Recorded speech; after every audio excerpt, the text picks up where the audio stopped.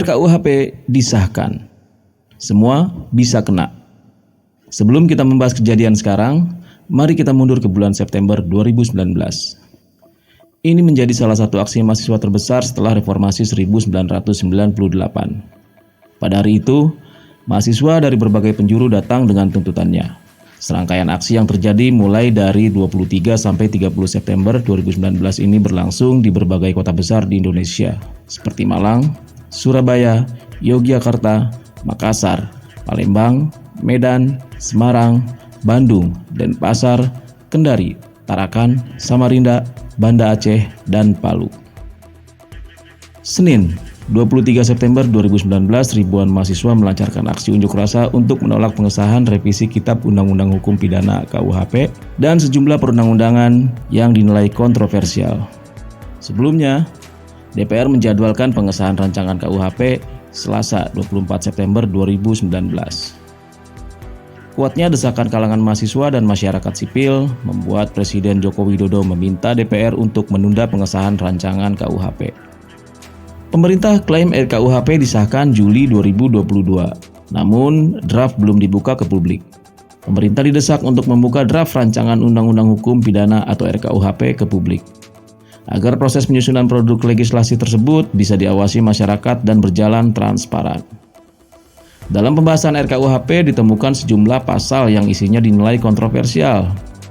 Dalam RDP antara Kemenhumkam dan Komisi 3 DPR pada 25 Mei 2022 lalu dibahas soal 14 poin yang menjadi perdebatan. Pasal-pasal kontroversial yang dibahas saat itu adalah 1. Hukum yang hidup atau the living law. 2. Pidana mati. 3. Pidana penyerangan terhadap harkat dan martabat Presiden dan Wakil Presiden. 4. Pidana karena memiliki kekuatan gaib. Pidana dokter atau dokter gigi yang melaksanakan pekerjaannya tanpa izin. Kelima, pidana unggas dan ternak yang merusak kebun yang ditaburi benih. 6. Pidana penghinaan terhadap pengadilan atau contempt of court. 7. Pidana terhadap advokat curang atau yang diusulkan untuk dihapus. 8. Pidana penodaan agama, pidana penganiayaan hewan. 9. Pidana penggelandangan. 10. Pidana aborsi kecuali apabila alasan darurat medis atau korban perkosaan. 11. Pidana perzinaan termasuk kumpul kebo atau kohabitasi. 12. Pidana perkosaan dalam perkawinan. Divisi Advokasi Pusat Studi Hukum dan Kebijakan atau PSHK Fajri Nursyamsi dalam keterangan pers menyatakan, pada Juni 2021 lalu, tim pemerintah juga sempat menolak membuka draft terbaru yang dihasilkan dari serangkaian proses pertemuan yang dilakukan dengan alasan belum diserahkan kepada DPR. Akan tetapi, setelah disampaikan kepada DPR, pemerintah masih juga berkelit dan menolak membuka draft RKUHP tersebut. Mengenai pentingnya keterlibatan publik ini, putusan Mahkamah Konstitusi MK 91 PUU 18 2020 turut mengingatkan bahwa tidak terpenuhinya aspek partisipasi bermakna ini mengakibatkan terbentuknya undang-undang yang memiliki cacat formil, kata Fajri. Dilansir dari YouTube channel Najwa Shihab yang berjudul Awas RKUHP, semua bisa kena kecuali tuannya, catatan Najwa.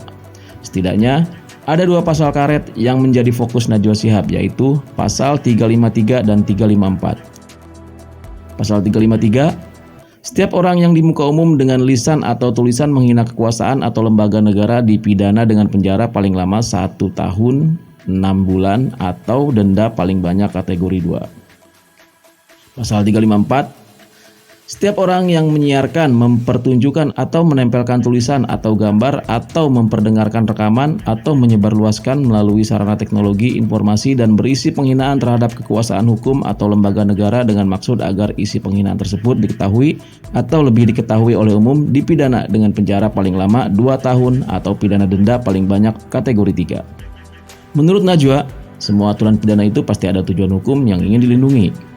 Misalnya, melindungi harta lewat larangan mencuri, melindungi nyawa lewat larangan membunuh. Berarti pasal penghinaan melindungi apa? Martabat DPR, DPRD, kepolisian, kejaksaan, dan kepala daerah. Padahal kalau kerjanya bagus, martabat bisa terlindungi dengan sendirinya kok, ucap Najwa. Dalam kanal YouTube Indonesian Lawyer Club yang dibawakan oleh Karni Ilyas juga membahas tentang RKUHP. Dibahas dalam konten yang berjudul Penjara Menunggu Penghina Presiden Sampai Pejabat Publik. Dalam konten tersebut hadir Nasir Jamil yang menjabat sebagai anggota panja RKUHP. Dalam konten tersebut Karni Ilyas bertanya, apa yang dirahasiakan oleh pemerintah dan DPR? Nasir Jamil menjawab, tidak ada yang dirahasiakan karena perubahan KUHP itu dilakukan pada periode yang lalu, meskipun memang memakan waktu yang sangat lama. Bahkan sudah mengikuti mekanisme sebagaimana yang diatur dalam undang-undang tentang pembentukan peraturan perundang-undangan. Karena ada perbedaan-perbedaan muncul di media dan media sosial dan sebagainya. Karena waktu itu artinya belum selesai dibahas. Lalu Karni Ilyas bertanya kembali, kenapa draftnya tidak dibuka? Lalu dijawab oleh Nasir Jamil, karena tidak ada pembahasan, tentu masih draft lama. Pembahasannya hanya sampai Agustus 2019. Rabu, 6 Juli 2020, CNN Indonesia merilis berita yang berjudul RKUHP Final, hina DPR, Polri, dan Kejaksaan dipenjara 1,5 tahun.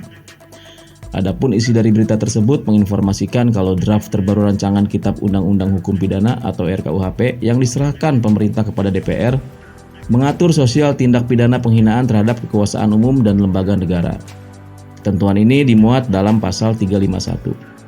Setiap orang yang di muka umum dengan lisan atau tulisan menghina kekuasaan umum atau lembaga negara dipidana dengan pidana penjara paling lama 1 tahun, 6 bulan atau pidana denda paling banyak kategori 2.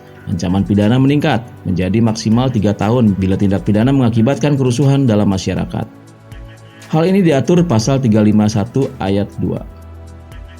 Kemudian, pasal 351 ayat 3 menyatakan tindak pidana penghinaan terhadap kekuasaan umum dan lembaga negara hanya bisa dituntut berdasarkan aduan pihak yang dihina. Selanjutnya, pasal 352 ayat 1 menyatakan setiap orang yang menyiarkan, mempertunjukkan, atau menempelkan tulisan atau gambar atau memperdengarkan rekaman atau menyebarluaskan melalui sarana teknologi informasi yang berisi penghinaan terhadap kekuasaan umum atau lembaga negara dengan maksud agar isi penghinaan tersebut diketahui atau lebih diketahui oleh umum dipidana dengan pidana penjara maksimal 2 tahun penjara. Menurut teman-teman yang juga mengikuti perkembangan RKUHP ini, apakah benar ada pasal yang mengekang kebebasan berpendapat? Tulis jawaban teman-teman di kolom komentar. Terima kasih sudah menyimak konten yang kami buat. Sehat dan rukun selalu, Indonesiaku.